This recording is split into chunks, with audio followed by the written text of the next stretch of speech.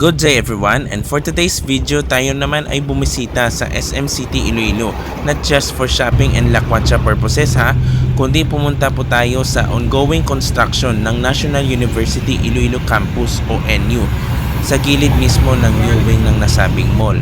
Excited na ako talaga makita ang bagong campus, and syempre ang daming request na gustong makita ang itsura ng ginagawang gusali. So gumawa na ako ng content tungkol sa construction ng nasabing paaralan. Tara, simulan po natin. Okay, magandang araw po sa inyong lahat, and nandito ako sa SM City upang i-check upang kumuha ng update tungkol sa ongoing construction ng National University Iloilo Campus. So simulan po natin yung ating video. Okay, so ito na po yung sitwasyon na ginawang construction ng National University. Itong makikita mo guys, ito pala yung SM City na new building. So nasa harap pala yung soon to be Iloilo Campus ng NU. Yan. Medyo dami talagang sasakyan kung kung Sunday.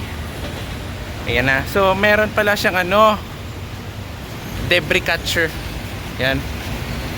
Yan, ito na po yung itsura ng pa lang ito guys, under construction.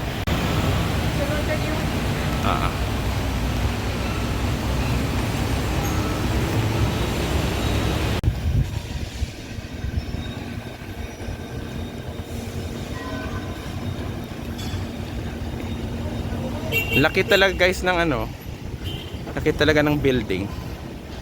Ayon sa mga guard, dun sa baba, ito yung parkingan. Pero dun sa taas pala yung campus ng NU.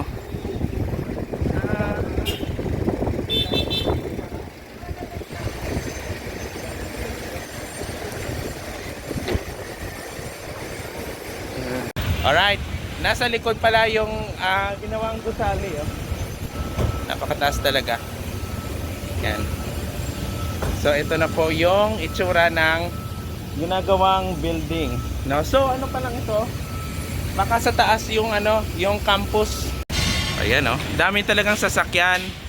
Kasi kung Sunday, dami talaga pumunta sa SM City upang magpalamig, mag-shopping, mag-relax. Ito na pong sitwasyon. So nandito ako sa new building. At makikita mo to yung NU. Yan. Alright. So dyan po nagtatapos sa ating video for today.